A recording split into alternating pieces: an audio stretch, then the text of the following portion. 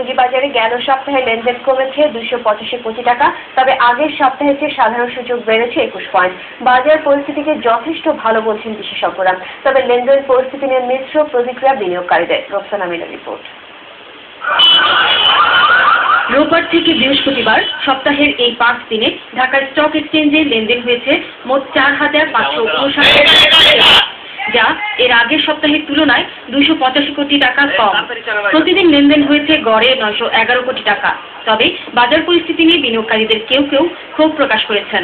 মার্কেটে দেখা যাচ্ছে গুটি কয়েক শেয়ার, কিছু সেক্টরের শেয়ারগুলো আপ হচ্ছে, এই আর বিশেষ করে ফান্ডামেন্টাল যেসব শেয়ারগুলো বিশেষ করে পেইড আপ যাদের বেশি, ওই শেয়ারগুলো ভলিউমের শেয়ারগুলো সেটা তোমার মার্কেটটা মোটা ভালো না, কিছু সেক্টর আছে অনেক পড়ে আছে। ঠিক আছে, আশা করা যায় যে লং রান ব্যাংকগুলো ভালো হতে পারে।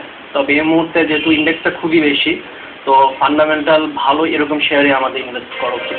ওভারঅল মার্কেট তো ভালো বলা যাচ্ছে না, কারণ আপনার মিউচুয়াল ফান্ডের আপনার পেন্ডিং রয়েছে, তারপর কতগুলো আইটেমের উপর করছে, বার্ড সৃষ্টি করছে মার্জিন লোনের উপর, এই জন্য মার্কেটটা আসলে একটু খারাপই যাচ্ছে।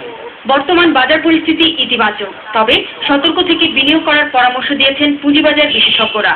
তো মনে করি যে আগামী 6 মাস 1 বছরের মধ্যে আরো অনেক শেয়ার মার্কেটে আসবে, এবং সেটা মাল্টিনেশনাল কোম্পানি হবে, এবং সরকারের থেকে আশা করতেছি সরকারি শেয়ারও কিছু অফলোড করা হবে, এবং আমাদের দেশের অন্যান্য কোম্পানিও এগিয়ে আসতেছে।